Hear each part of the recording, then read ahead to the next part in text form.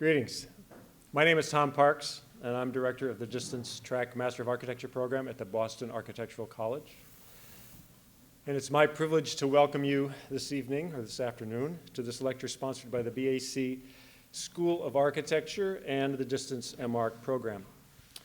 Twice a year, the BAC is host to students from across the US and abroad as part of a low residency master's degree programs in architecture, sustainable design, historic preservation, and design for human health. Today's talk is the first of two public lectures, which are highlights in a week of intensely packed activities that collectively make up a learning experience that we call, understandably, I think, an intensive. I'm tempted to call our speaker today a neo-Renaissance man.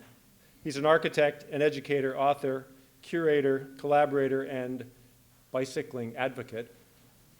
His name is Mark Pasnik. Mark and his colleagues at the Boston firm Over Under are at the vanguard of a transdisciplinary practice that spans a range of scales and a variety of media in a truly fresh and compelling way.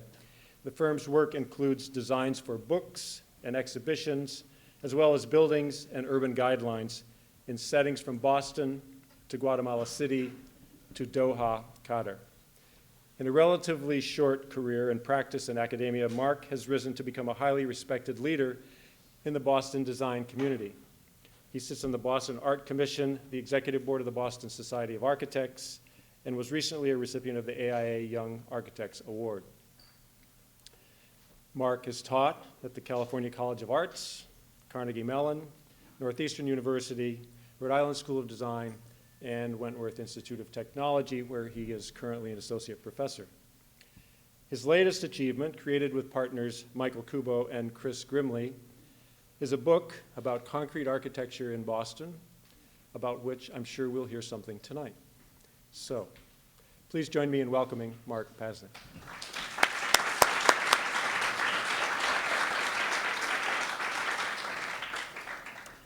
Thanks, Tom. It's great. I started teaching with Tom, I think, around back at Wentworth in the first years after graduate school for me, and it's nice to be back with you, hopefully in an interesting environment today. As Tom mentioned, we established a practice about 9 years ago now, that's been interested in looking at architecture from a bunch of different ways, all four, actually I should say 3 principles, and we have now maybe 5 collaborators in the office and a few extra people in the constellation that come and go, are trained as architects, but have other disciplinary interests that we've tried to bring into the practice. And so I wanted to theme today on the topic of form and format and think a little bit about that. When we started our practice, we were told by an advisor that we should find our market niche and spend time and learn how to do one thing and do it really well, and then everybody would come to you for that. And to us, that just sounded incredibly boring. It may have been a better economic choice, but it wasn't a particularly good life choice. So we realized as we wanted to do it all, and we also wanted to take on things with a kind of schizophrenic attitude. Sometimes we say short attention span architecture, but we were looking for ways to cross disciplines, to work at different scales, and to think in different ways. And for us, I think maybe one of the big challenges is the scale issue, that you can move in a matter of hours from a tiny project to a giant project. And in our repertoire, we do a lot of different kinds of things. So we've designed books, we've designed exhibitions, we're at a more moderate, almost interior scale.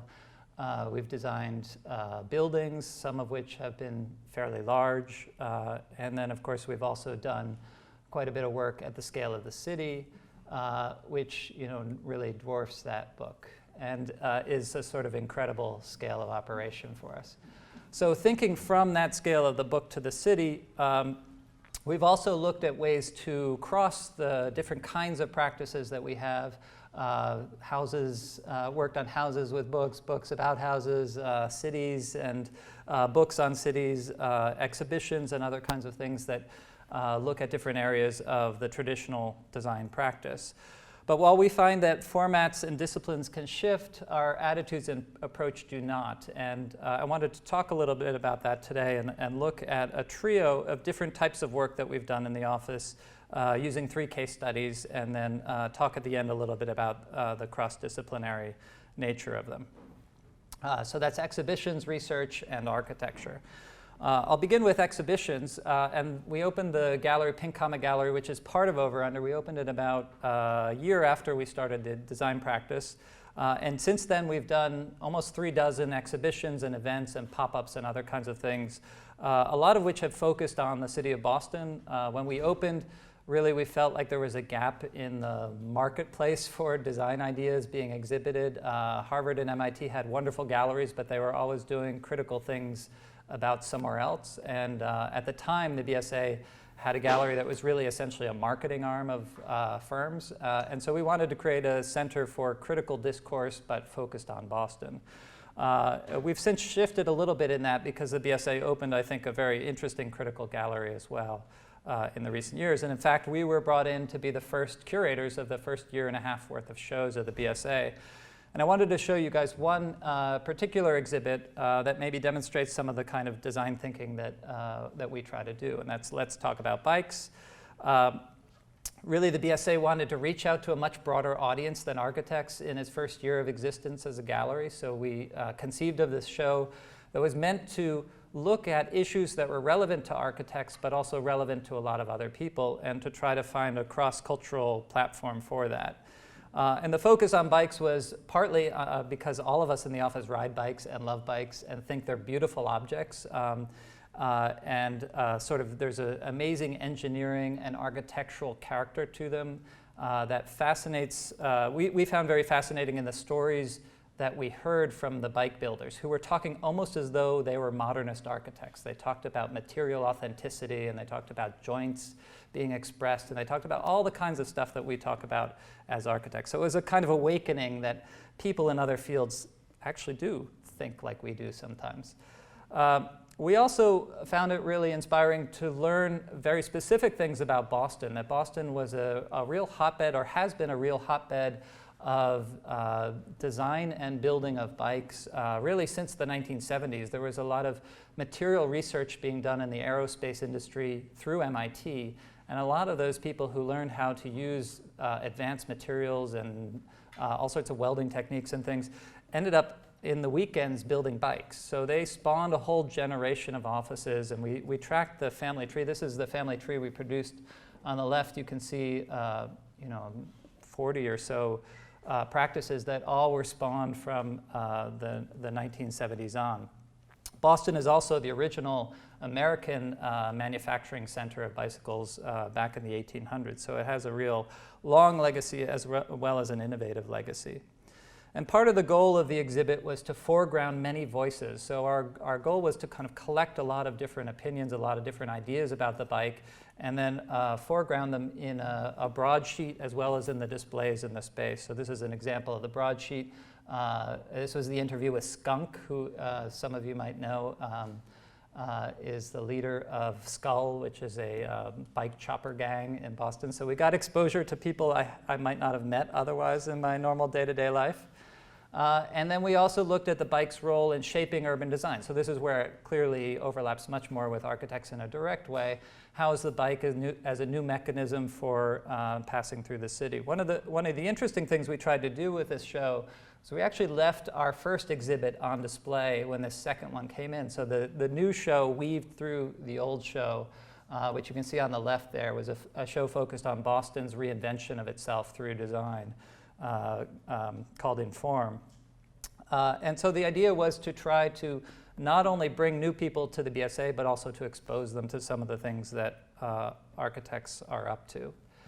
To do this, we did a little bit of a marketing guerrilla campaign. Again, all of this is sort of integrated into the practice that we do.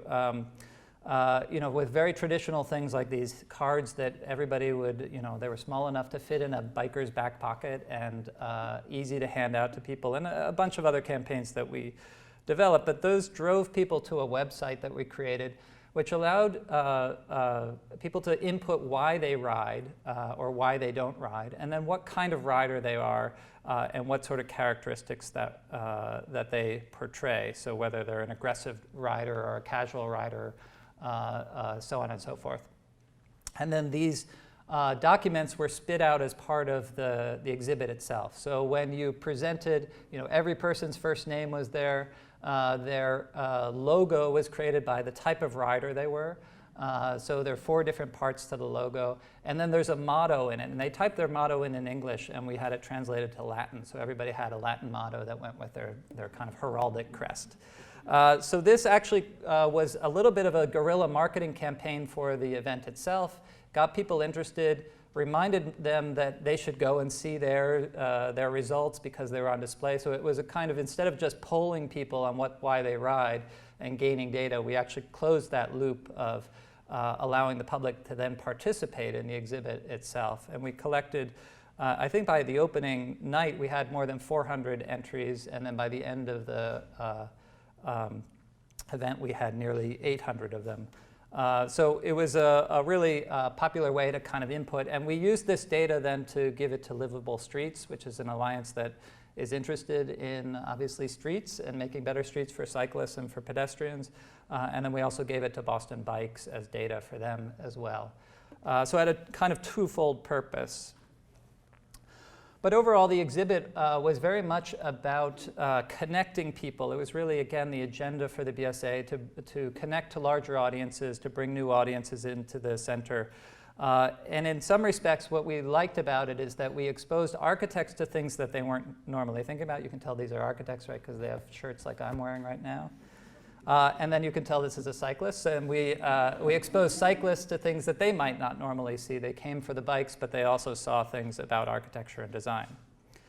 And I think our biggest success was the fact, and I think this is a legitimate claim, in the 125-year history of the BSA, I don't think there have been more tattooed people in that organization than in one night of our exhibit opening. It was really amazing, more tattoos than a 125-year history. But we really attracted a very broad group of people, and we were told by a lot of bike advocates that they could not believe that the messenger community even showed up. They never go to anything institutionalized, but they showed up here.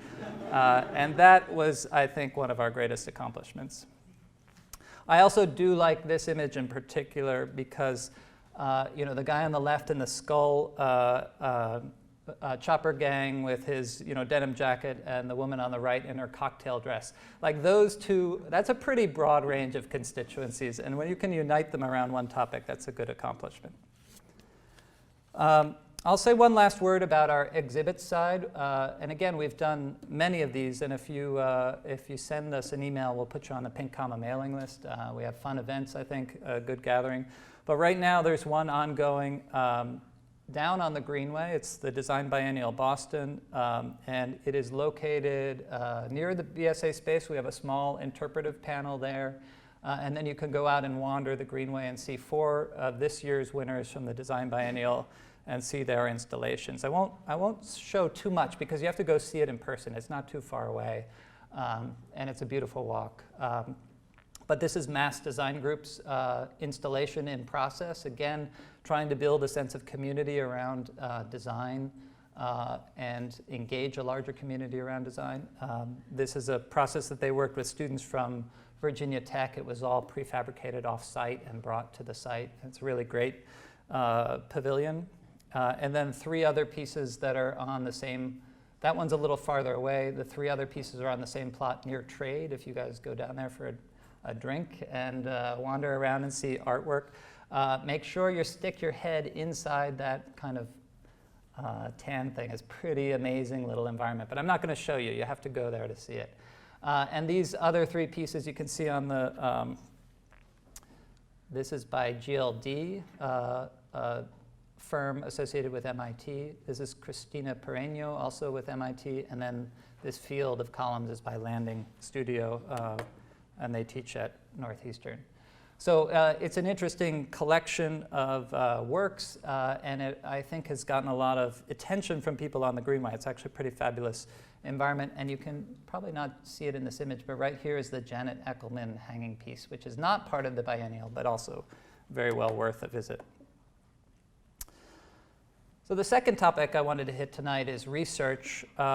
And as Tom mentioned, we've been working on a book called Heroic, and it's focused on Boston's concrete modernism. We're inside one, so it's really great to be here. And in fact, this building is in our book. It's part of our topic. This has been a kind of 8-year-long project that we've been involved with, and it began when the very first show we did at the gallery was focused on Boston City Hall. At the time, Mayor Menino was calling for its demolition or sale to a developer. And a group from the architecture community came together and said, well, let's look not at saying the building has to be preserved as is, but let's study it as a candidate for transformation that might make it into a better building. And that was our first exhibit. And it got us thinking about the number of buildings that we kept on seeing in the city of Boston that were made out of concrete and how widespread they were in this city. In fact, I would argue that we have the most important collection in the United States in our fair city of concrete buildings. I don't think there's any other city that rivals the quality and density of buildings that we have. So that became a long-term project, both advocating for these buildings, so we were involved in the preservation effort and the landmarking of the Christian Science Center, for instance, which is probably one of the more popular of these building types, one of the ones that's more successful.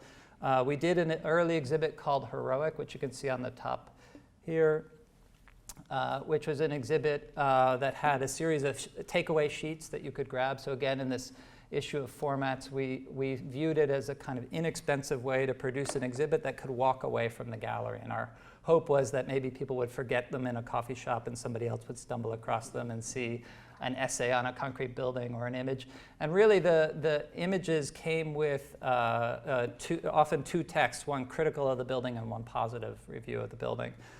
So it was an attempt to get at a starting of a discourse. We developed a website, we developed products that help make City Hall look a little bit more fashionable than maybe some people do think. And also we developed for the BSA an interactive application that looked at Boston's modernism, among other things.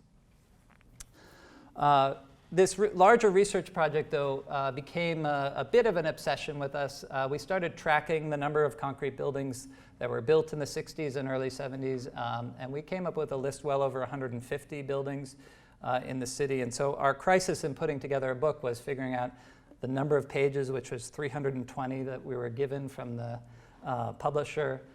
Didn't really match our wish list of 150 buildings. So we had to narrow and narrow.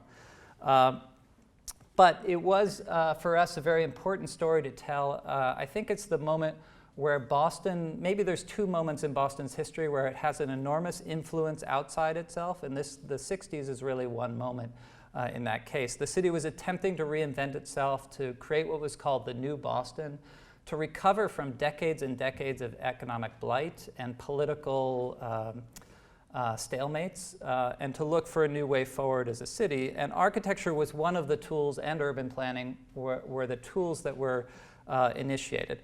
Now, of course, it's an enormously controversial era, too, and we don't shy away from that fact. In fact, we embrace that there are huge problems with these buildings, huge problems with the strategies of planning. On the other hand, though, it is a fascinating era worthy of clear understanding and clearer study. As I mentioned, it put Boston on the world stage. Boston was looked to as a kind of leader in terms of how to reimagine a struggling economic center. This is a special issue of Architectural Forum that was dedicated to Boston in the 1960s. That's the cover, and then one of the interior spreads. I love this spread because it's very much of the era, the New Boston, men, projects, and an end to despair. Very, very dramatic. Somewhat sexist, I would say, too. But at this epigee, you can see that the Boston really had a kind of resonance beyond itself in enormous ways. This is a building in Istanbul, which is really directly pulling off of Boston City Hall, built in the 80s, I think. And then also a Ministry of Foreign Affairs in Baghdad that was proposed, and you can see how inspiring Boston was to others. On the other hand, it's very controversial as an era.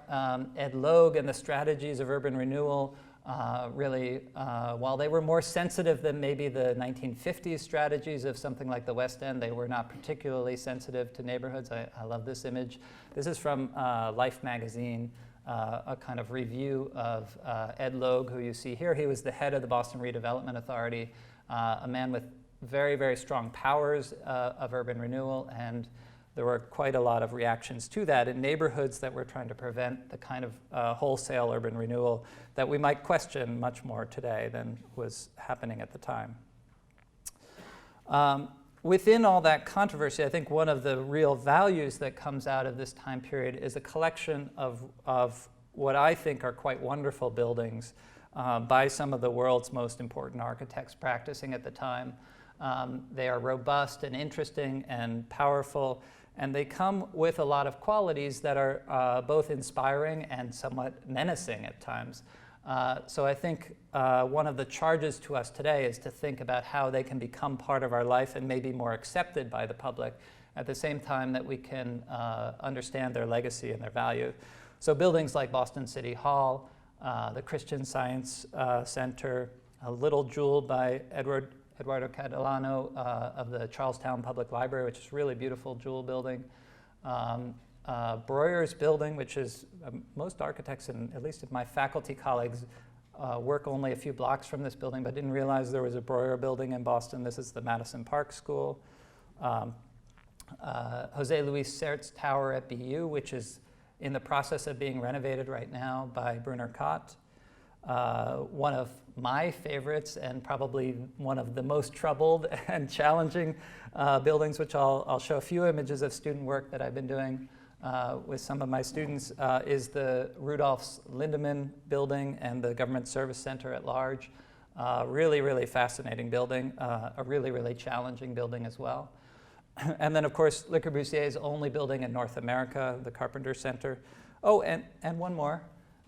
Something that you guys might recognize here. So these are all buildings that are in our book and which we try to tell the deeper story of how they came to be. In particular, I'll show a few more images of your building in a moment. The title then, this idea of heroic, and we use it instead of the B word, which brutalism, we don't like to use very much. Because the B word tends to already set the conversation in the wrong direction. And so we've tried to use a different term for this collection of buildings, which is heroic. And for us, it actually is meant to showcase the aspirations of these buildings. They were all meant to be civic. They were meant to be about a kind of grandeur of civic society, although they've been reinterpreted, or maybe I should say misinterpreted, as austere or angry or alienating or all those kinds of things. Those weren't their intentions. We may read them differently today, but they certainly weren't their intentions. So heroic tries to pick up on two sides of them. On the one hand, Allison and Peter Smithson, who are the very people who were part of the coining of the term brutalism, used it as a positive term. Their book, The Heroic Period of Modern Architecture, was a kind of call for mid-century architects to return to the kind of visionary ideas of the early modern period. So they thought of heroic as a kind of very positive, let's go out there and do great things kind of slogan. On the other hand, Venturi and Scott Brown used it in Learning from Las Vegas as a negative term. They talked about the heroic and the original as the kind of bad thing of mid-century, and that we should move on to what they termed the ugly and the ordinary, looking really at architecture shifting towards an everyday attitude that we know grows into the movement of postmodernism. So heroic buildings, I think, carry a lot of characteristics. They're meant to be civic. They're meant to be more monumental. They're actually meant to shift away from what had at mid-century become a kind of dry Miesian language, post-Miesian language, really. A lot of brutalists were inspired by Mies, but I think they were critical of the corporate architecture that had grown up after Mies, that was sort of repeating the same motifs time and time again, a lot of glass and steel. And instead, they were looking for, which they might have associated much more with a kind of corporate image. And for civic buildings like schools and institutional buildings like universities, as well as city halls like our own, They were looking for a more robust language, one that could communicate a greater sense of power and permanence, and maybe connect back into the historical legacies of heavy masonry buildings that were around them. So these were the kinds of terms. And you might think of City Hall as a kind of heroic or brutalist building, but we also characterize much smaller scales and more delicate buildings as heroic, something like the Design Research Building by Benjamin Thompson, which is also very much a kind of statement of material authenticity, of a pure diagram of structure, but one which tends to engage the public much better than something like City Hall, because it's all about display and it's all about its urban connection. Or a second one, the 5-cent Savings Bank by Coleman and McKinnell. Again, something which is about the openness that maybe City Hall doesn't achieve, but which City Hall was aspiring to. A few words about the state of affair of many of these buildings. Because they tend to be civic buildings, they tend not to have been paid much attention to. They tend to have had a lot of even what we might term active neglect, one of our terms that we use to say, the last mayor basically hated City Hall, so he wasn't going to do anything like invest in it or make it better. And many of these buildings just suffer from budget cuts and other kinds of things, and they're coming close to their 50-year lifespan and need to be rethought. And what's been happening, I think, and is very concerning to us, is that the answer has tended to be to tear them down and replace them with something which is more like what they were critiquing when they were built, which goes back to the kind of thin glass and steel modernism, or in certain cases towards Georgian for some reason. But they do seem to be replaced, partly because they tend to be a little bit smaller than their sites might allow, that you could build far more development on a site. Partly because they have major environmental problems. Their systems need to be replaced. Their windows need to be replaced. They often leak energy out into the world. So they're rife with a lot of problems. And I think mostly because they're not valued in the same way that maybe a historic loft building might have been valued at another time, and therefore given the power of having investment in it. But as Jean, I think, mentioned to me earlier, the best and most sustainable building is one that already exists. And that may not always be the case for every one of these, but a lot of them, I think it is the case that they would probably be better served by being invested in again and looking for ways to transform them and make them useful for today. Now, these 4 examples are all over the country. They've been fairly high-profile examples, and I think that's one of the nice things that's been happening now, is that there's a lot of attention being given to this issue. But we have a mixed track record here as well. The Martin Luther King School was torn down to be replaced with a new school building. I think it's probably pretty close to complete. And then in the future, the Government Center Parking Garage by Coleman and McKinnell is also being replaced by large-scale development. Now, again, not every building deserves to stay forever. And I do think something like the Parking Garage, which is a building I admire quite a lot. It's a very wonderful kind of stacking system. Architecturally, it's pretty brilliant. Urbanistically, it's not so good. It divides the city and it puts the car at the center of the city. So I think there's a lot of evaluation that has to happen about the future of these buildings and whether they're worth preserving or saving or transforming. But my goal is to maybe deepen the discourse about them. That's what our team wants to do, is really have the public make decisions about the future of these buildings, not because they think they're ugly or because they think they're Soviet looking or whatever misapplication of a reading they have, but really because they have had a real vetting and a real thought process behind it. To this end, I think the wrecking ball sometimes might be a better option than an insensitive transformation. This is one that I particularly detest pretty strongly. This is the building at Children's Hospital by the Architects Collaborative, which has this beautiful idea of a floating bar where people could, it was basically a hotel space for families of children that were in the hospital. And that bar has now been wrapped in this kind of strange food court language, with a lot of dry-vit and faked molding details. And especially this moment really drives me bonkers. Like, how much money did they spend to get this heroic cantilever? And then you just slap something around. I don't like that. So our goal is to think that, well, these buildings need to be attended to in many ways, and that attendance to their transformation might encompass real change. It might encompass a new way of thinking about them, but probably should do so with an intelligence and a sensitivity to the existing structure and to the aspirations with which it was built.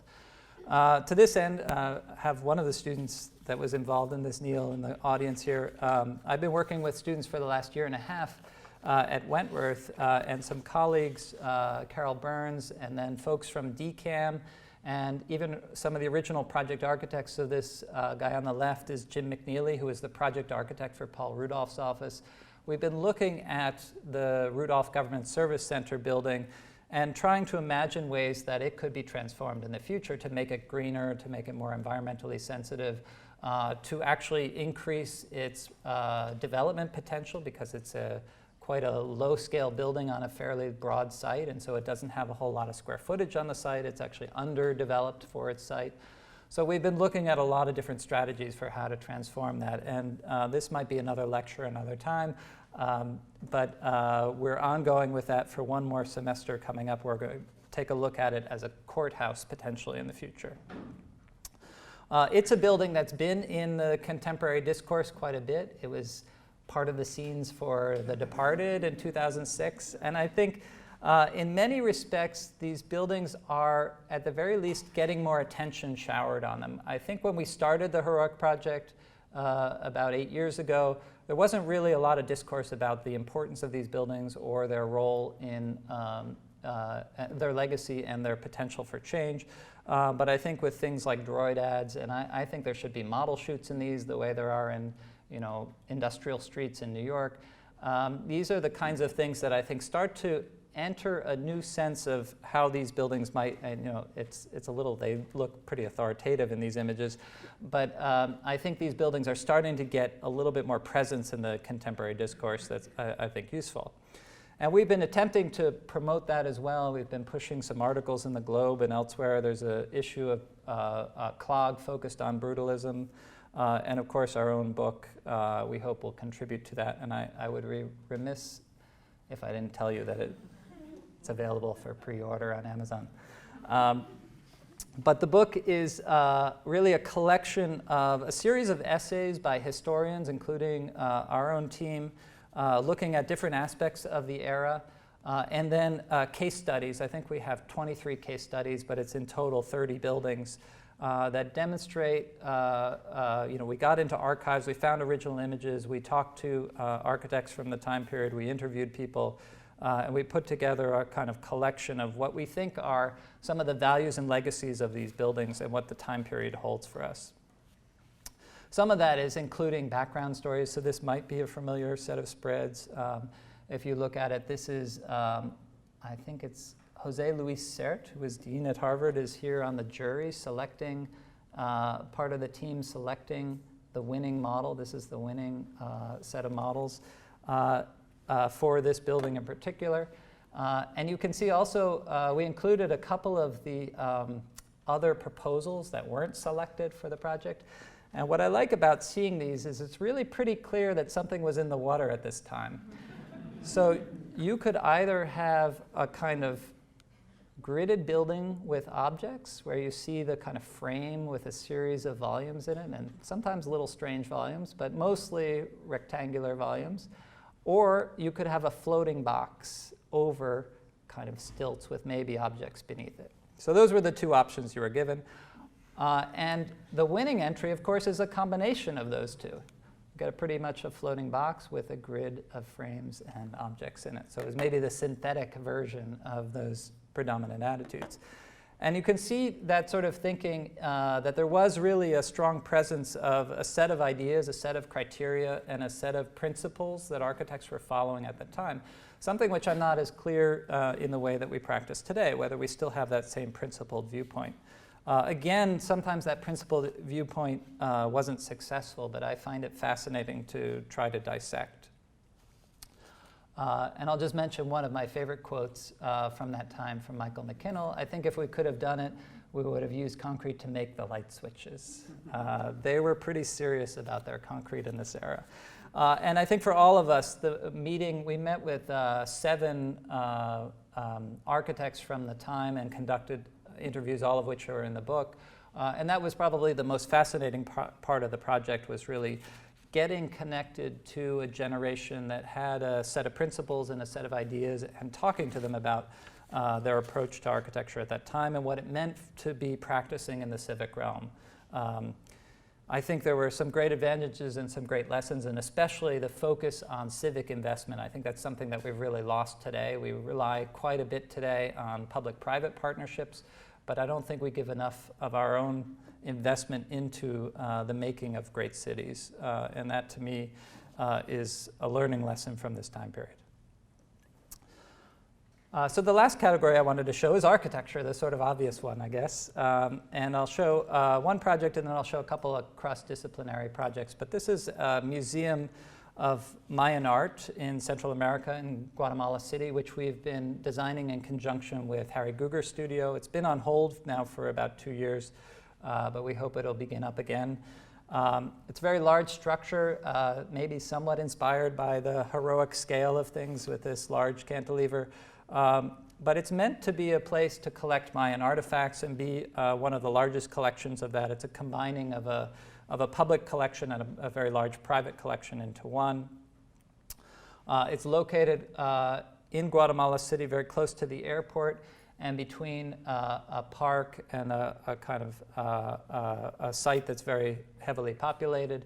And in this site, you can see there's other cultural buildings. These are not old ruins. They're like postmodern versions of a museum that looks a little bit like old ruins. They look better in a diagram, I can tell you, than they do in reality. But the site is quite large, and we saw it as a way to connect these two different areas of the city and to be connective with it. We saw it as a way to kind of defer or make a bigger gesture towards the airport. There's a very large tree, which is part of the kind of heritage of Mayan society, which is present on the site, that will be preserved as a major kind of linkage gesture. And then we created this cenote environment at the heart of the building, which a cenote is essentially it's a kind of sinkhole or a cavern that was seen as a kind of important spiritual space for the Maya culture. And so these elements come together into a larger scale of building, and I'll show a couple of details of the proposal right now. The idea is to have, this, again, large floating box. I guess we're influenced by that earlier competition within this cenote space, which is the kind of connective space. And this is the level of kind of transparency through the building. So the public can move through here and engage with some of the artwork that you can see in the cenote space, and then move through to the other side of the building. So it's very transparent. This is that cenote space, again, supposed to be heavily planted, open to the air because the climate is quite nice there at all times, and lushly planted as a kind of center, which would create a certain character within which the artworks could be on display and the artifacts could be on display. The plan then of the upper levels of the galleries is an interesting plan because it's partly open and partly enclosed. So the spaces of the building where artifacts are on display are often conditioned, but the spaces between them where there may be other artifacts on display are unconditioned and allow for a kind of seamlessness between inside and outside. So these galleries are basically treated like pods. Around the exterior of the pod is art storage, but the art storage itself is a display. So imagine the interior spaces are very heavily curated, informational kinds of exhibits, and the outside are a collection of artifacts that are simply on display as part of an exposed storage system. Then the whole thing is wrapped in a concrete and stone language of a wrapper, which really behaves more like a screen that allows light through and glimpses of the views in the distance as one moves through the space. And that very large tree is really at the center of the entry point, and this is that entry point through the cenote all the way across to the other side of the building. So I think it's, sort of picks up a little bit on some of the things I've already talked about, that desire to create maybe a more emotive kind of architecture, one that has a powerful quality to it, was something that we were trying to capture in this project. The last topic I wanted to hit then is the kind of crossover, and I'll just spend a couple of minutes on 3 projects very quickly, 2 of which you're not allowed to see, so don't tell anyone. The first of these you are allowed to see is a planning project. It's actually, we were directing the architectural guidelines for the new central business district in Abu Dhabi.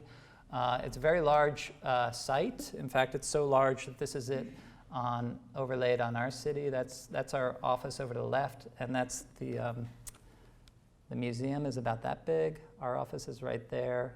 This is another project I'll show you, and then that's the scale of the island. So we've always noted that we're able to be involved in a project of that scale internationally, but in Boston we can't do a bus stop, it seems. It's a little bit one of the challenges of being a younger practice that makes it harder to engage in a city like Boston, but much easier to be involved in an international setting. And our role was really to develop architectural criteria for a master plan that preceded us, but to look at the character and the quality of the enclosing systems, because the owner of the island, which is a big development arm of the royal family and of the government, it's sort of quasi-private, quasi-public organization, quasi-development, quasi-civic, was looking to create a different kind of environment for the city from what typically would happen in development, which is a lot of gold glass. So our role was to come in and to shape the criteria with which developers would have to develop their buildings in the future. What kind of public spaces, what kind of architectural language, material guidelines, all sorts of things. And we did that by first visualizing it and then drawing out a series of guidelines that would regulate the future of it. And in the process, it was really a sort of fun and crazy project. We had basically, everybody in the office had to design a skyscraper in a day. And that was how we visualized the 80 skyscrapers on the site. We worked in partnership with UTIL, developing principled approaches to these, but then sliding back out from that to look at what should regulate and make a good city as a part of it. And then completing this idea of crossing disciplines, we also were responsible for the book itself. So the document that was communicated to all developers was designed in our office. So it was a great way for us to develop research on case studies, prototypes, other cities, other kinds of environments, and to develop that into a graphic design that could communicate the intentions. So literally, it was a project that dealt with the book and the city at both scales. And I think that's what gives us some joy, is when that sort of thing happens, when we're able to cross those disciplines and do things on both ends of the equation. A second project, which I'll only show you a couple of images of, but is the transformation of a university building somewhere in the Middle East. I can't tell you too much information. I think in this case, we really developed a sense of a wrapper that would create a public space as well as wrap an existing building that had been built a few years ago, but was, I would sort of equate it with Home Depot Arab architecture. Like, it was the wrong scale, the wrong proportion. Nothing about it was studied as a kind of historical model. And the client has since gone on to hire some of the world's best architects to produce work on their campus. And this building sort of stands out as a sore thumb. It's just not up to par. So our role, again, this was in conjunction with UTIL as partners, was to rewrap it in a new language. And we developed this independent, basically a kind of screening system that would upgrade the building environmentally as well as visually. And much of it was sort of inspired by looking at the proportions and the scale and the kind of techniques that were used in a lot of the work that we saw here in the Heroic project. So again, it was a chance for us to engage in a sort of knowledge that existed because we had a research side to our practice and utilize it in the design side of the practice. So this is the small new reconfigured entry court as a shaded space for people to gather before they go into the building. And the last project I'll show is a recent competition which we were invited to complete. We heard from the grapevine that we won. And then they decided to change the project a bit, and now we're competing with one other firm for the new version of the project. And so we'll see where that goes.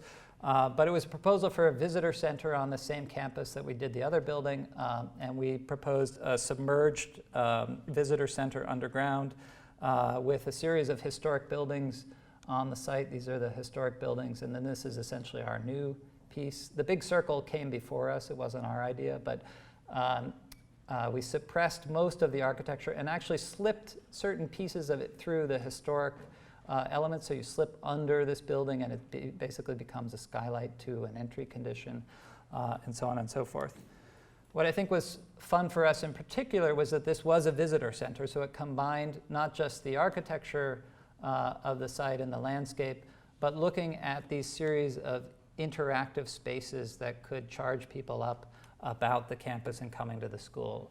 And so we worked with Telart, a group out of London, on this project to develop essentially a museum which has these many digital interactive spaces.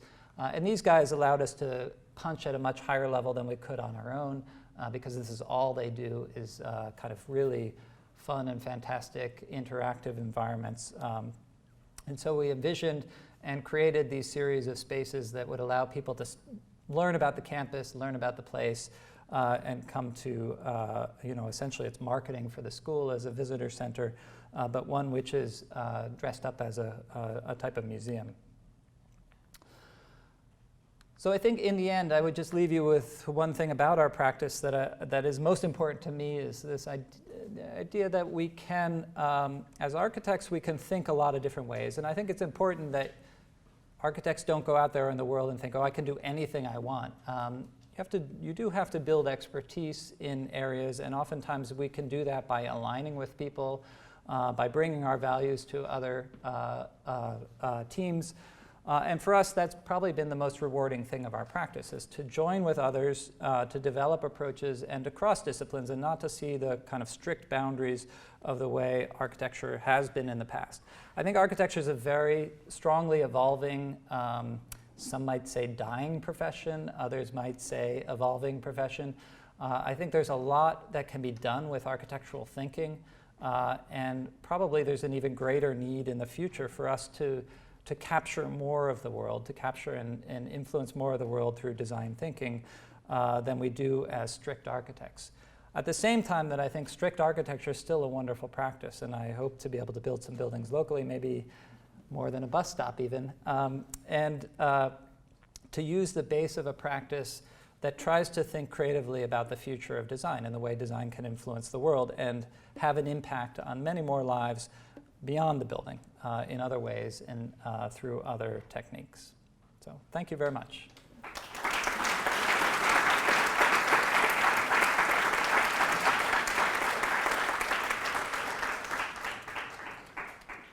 So, okay, so we can have this. Yes, I can hear. The new mayor made any comments about City Hall? Has he said anything about The new mayor, yes. I think I'm very optimistic right now with the new mayor's approach to City Hall. In fact, just this morning I was interviewing with a team. The city is conducting a study in the next year for City Hall and City Hall Plaza to think about their future, how they might be activated, how they might be made more publicly accessible. And I think the messages I see coming out of the mayor's office, and especially the mayor's office of New Urban Mechanics, is that they want to think creatively and thoughtfully about the building and the plaza. They've been doing a number of what we might call tactical urbanist interventions. So there's a green lawn that was placed out there. You may have seen that in the press. There's something like the Stairs of Fabulousness inside the City Hall, and other efforts, the coffee house inside the center of the South Plaza. I think there was a time where the mayor said it should be torn down when he was running for election. I think he's changed his tune, and I think he's looking for a respectable way to move forward with it. I'm optimistic about that. I really hope it will. It's definitely a very changed attitude from the last administration. There's no more talk about tearing it down now, and I think raising the bar on design has been a message that's been coming out of the mayor's mouth as well. Hang on. Consider the thermal quality of concrete. If you're if you're designing with concrete, generally, to make it more energy efficient, I think you have to, either you have to pretend it's concrete, or the interior can't be concrete, or you come up with creative ways, but how do you think about maybe the sustainable qualities of concrete? So it's a good question, and I should preface by saying I'm not a technical expert on this, so I would call SGH, for instance. They're great. But your question is maybe more broad. I could answer it in a more broad way, which is to say that a lot of these buildings suffer from the problem that exactly what the architects were aspiring to was the fact that the concrete could be continuous from the inside to the outside. That was a beautiful architectural idea when you didn't have to worry about energy, right? That the same material that you would touch on this side of the wall would be the same material that you're touching on the other side. That was a part of the language that was admired by architects because it was getting at the essence of the material, of the structural system, all those kinds of things. Since the oil embargo and since the shift in the 70s and since the shift really, which is part of what killed concrete as a practice, I think, especially monolithic concrete construction, we've shifted away from that, and construction would happen where you'd have thermal breaks and all sorts of things in it. But a lot of these buildings suffer from major energy issues. A lot of them have single pane glass too, which tends to be an even bigger problem in a lot of cases. And so those are things which have to be resolved. It's been resolved in contemporary construction.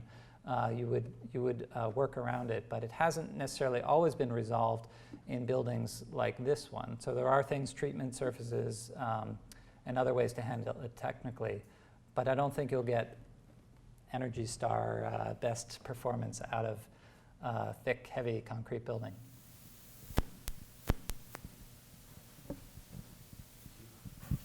Hello. You also said that it was kind of hard to make larger scale projects locally. What do you feel has been the biggest inconvenience or the biggest trouble to kind of increase the scale of work that you're doing here in Boston?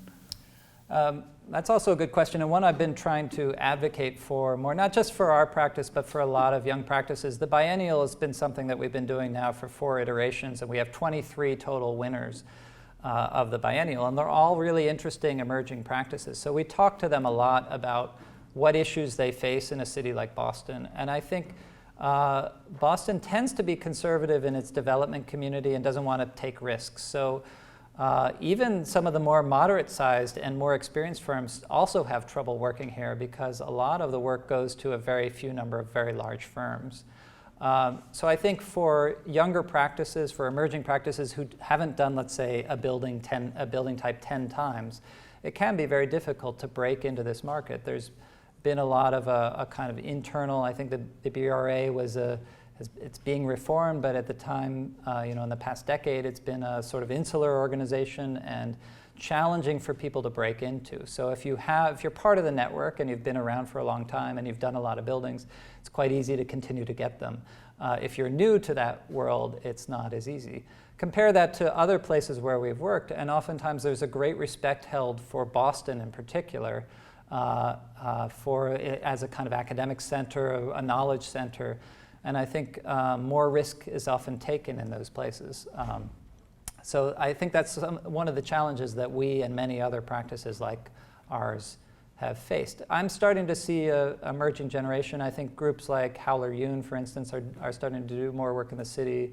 Or Elizabeth Whitaker, Merge Architects, they were biennial winners a few years back, and they're starting to get some footholds in the city. So I'm to your question, I'm more optimistic now. I think there's been a good sense that the city wants to respond to fostering a newer generation that will bring new ideas and new possibilities to the city.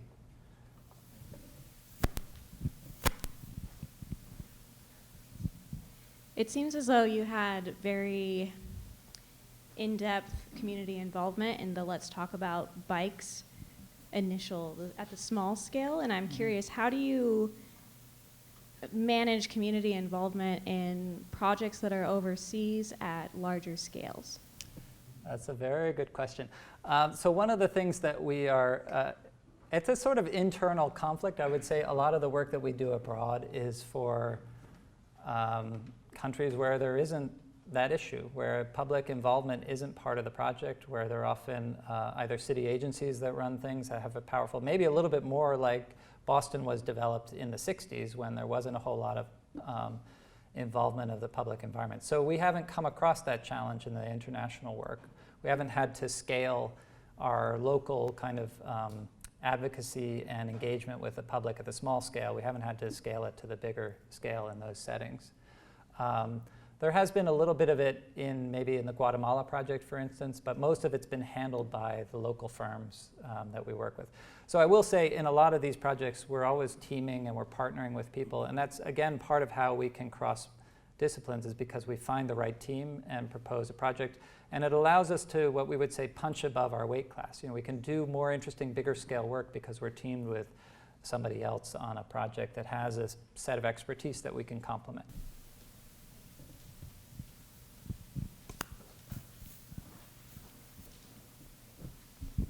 So with the last project, or one of the last projects, you talked about planning a city at a large scale with regulations and whatnot. How do you plan these regulations to be adaptable with the city for development into the future? We always try to say that we shouldn't over specify things because everything will change, the economy will shift or the development interest. So we try to scale it back. Again, the design exercise of essentially designing the city first and then scaling out what's important to us is a process where we want to set up it so that there's enough flexibility. In general, the guidelines that we try to produce are meant to restrict the architects from doing bad buildings, but allow good architects to do whatever they want.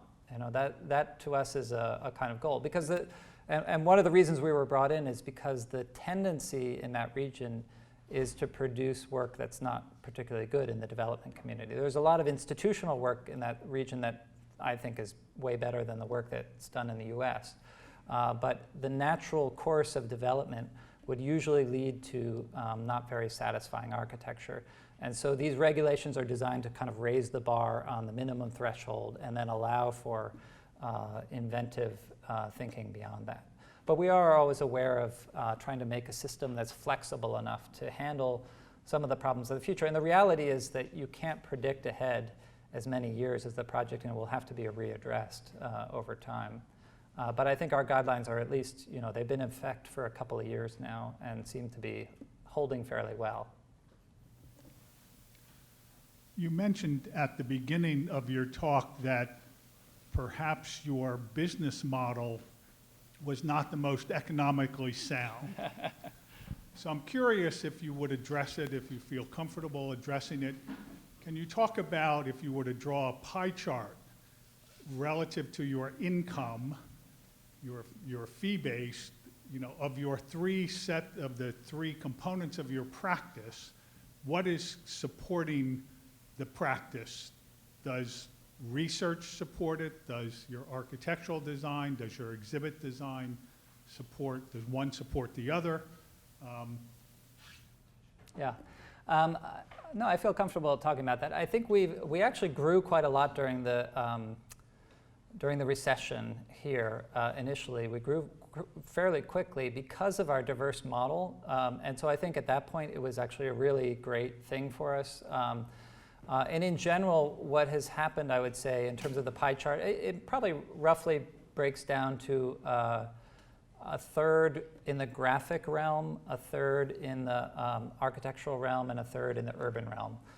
And the research side sometimes is supporting one of those things, and certainly has also helped us get work. I think having a research arm has helped us. For instance, Decorative, a museum, hired us because of the type of office we were, to rebrand them and to study their wayfinding and to implement a whole new signage process on their campus. And they came to us because of some of that kind of thinking that we had with the gallery, and we were connected to the arts world. But we might break it down a third, but it shifted over time, and especially with the recession or at points where, for instance, like our very large architectural projects have been on hold for quite some time. So the work of the graphic side and the other kinds of sides of the office has, helped stabilize the office. So actually, it's a little bit like building a stone wall where you start with big stones and those are the architecture fees, but then we fit in a lot of smaller stones that are more like the graphic and other kinds of fees that help support the whole structure of the thing. So I think we could be maybe making gobs of money if we had said we're going to just do hospitals or whatever it is that the market told us to do. But in the end, maybe that wasn't our aim. I think the practice is supporting itself.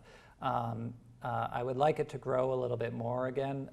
We've seen sort of with the bigger projects on hold that it's been harder to maintain the size of practice we want to be, and we'd like to have more work locally, I think is the big issue that we're trying to do. And in fact, we just interviewed for a job today, and there are a few things that are hopefully on the horizon that might lead to something interesting. Okay, one more, maybe two more, but I kind of have 3 questions. Okay. Okay. First, I'm going to start with the City Hall. I'm curious who was the designer for that, because you mentioned the similarity between it and the other building in Baghdad, the Foreign Affairs building. It was designed by Le Corbusier, so I was trying to know who designed the one in Boston. I mean, the City Hall. That's Coleman and McKinnell. It was Coleman, McKinnell, and Knowles. And it has Corbusian influence, but the building I showed was a later building after. It wasn't a Le Corbusier building. Oh, okay. Yeah. My second question is about concrete. For me, I don't know for other people, but for me, concrete is too rigid when it's looked at from an urban view or when I'm walking through the city. So would you ever consider lighting it up with like green or glass or anything else when you're renovating it or reusing it? Would you light it up? I think that's a relatively that's a strategy that a lot of architects are using, is to try to find counterpoints to the heaviness of concrete. I find it actually pretty powerful and interesting, but it often doesn't have, maybe to other eyes it's too harsh. So I think, for instance, in UMass Dartmouth's project by Design Lab, that's a project where they inserted a whole series of glass and transparent zones and lightweight things that would counterbalance the heaviness of what's a Paul Rudolph building down in Dartmouth, Massachusetts. So a lot of projects are looking at how do you create a balance that way. Okay. And number 3? My third question is about your project in Abu Dhabi. I'm kind of curious, who's meeting with the Urban Planning Council? Is it you guys here, or your partner, UTIL? And how the Urban Planning Council is affecting the progress of your project? So we worked, my business partner is an Egyptian, and he spends every spring teaching in Doha, which is why we have a lot of work in the region. And so he met pretty regularly with the Urban Planning Council as part of that project. UTIL did as well. Essentially everything with UTIL. It was a great partnership because we both brought different skills and different interests, and we didn't step on each other's toes. And we brought them into the project because we knew we needed a little bit more experience than we had to pursue the work in the first place. And then we've done actually 3 projects at that same scale with them in Abu Dhabi. So it's been a good partnership, and we've really worked in tandem with one another on everything. So they were also involved in some of the review processes and things like that. Okay. Does the UBC interfering with your work a lot? Do they interfere? In your work? No, I think they're regulating. We also had to deal with some of the environmental, with Estidama standards. There's a lot of standards that went into the making of that, in the same way that would happen in Boston, that there would be BRA review and there would be other kinds of reviews that would happen. That was integrated into the planning process. Oh, last one, yes. This is just one question. I was wondering what role, in terms of your work with heroic buildings and modernism, what role you think the preservation community has to play in this, because a lot of these heroic or brutalist structures are starting to reach their 50-year mark to be eligible to be put on local, state, or national historic registers. And there's a small but growing cohort of people within the preservation community who love modernism, and it's not just the buildings, but the culture that surrounds it. And on the flip side of that, I know preservationists kind of also have a bad rap with the architecture and development community as being kind of stodgy, white-haired old ladies who want to change themselves into buildings. There's nothing wrong with white hair. I mean that in the best way. But is there? Sure, I think is there room for preservation? Absolutely, and I went to a preservation conference at Columbia in their preservation program, and it was kind of eye-opening as to how many organizations like Docomomo and the program at Columbia is really focused on sort of not thinking of preservation as a kind of practice of just putting everything back to the way it was, but actually as a sort of living process. And there may be examples where you want to put everything back to the way it was, but most preservationists we work with Heroic has been very closely involved with. That project has been part of the National Trust. We did a little exhibit with the National Trust.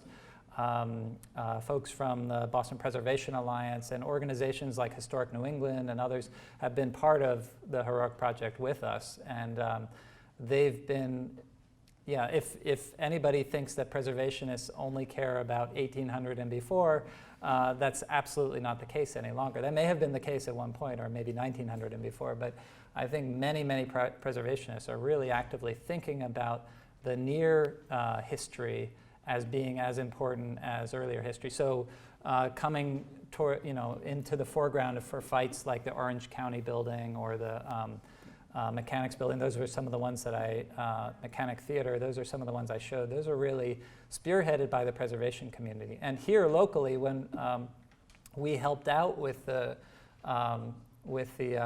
process of landmarking the Christian Science Center, which happened, I don't know, maybe 5 years ago, something like that. We sort of saw it as the opening salvo. This is the easiest building to convince the rest of the world should be preserved and landmarked. It was interesting, the church was somewhat opposed to it being landmarked because they knew it would control their development possibilities with the site. They weren't, I wouldn't say actively against it. They've been good stewards of the project, and in general I have positive feelings, but they didn't seem to really want it to be landmarked. But now if you go over there, all the signage on the tower says, "Rent me, I'm a landmark building," And so I guess once you're landmarked, you might as well claim it as a good thing. I really think that the preservation community has been very active at realizing that these buildings are getting to this age and are worthy of understanding and do need to be respected for their legacy. So I haven't met anybody who doesn't, maybe I don't know the right people, but I haven't met anyone in the preservation community who isn't actively engaged with modernism as well as more historical architecture. Since this building is coming up on its 50th anniversary next year, I think that's a great note to end on. So I want to thank you, Mark. Thank you. Thank you very much. Thank you, everyone.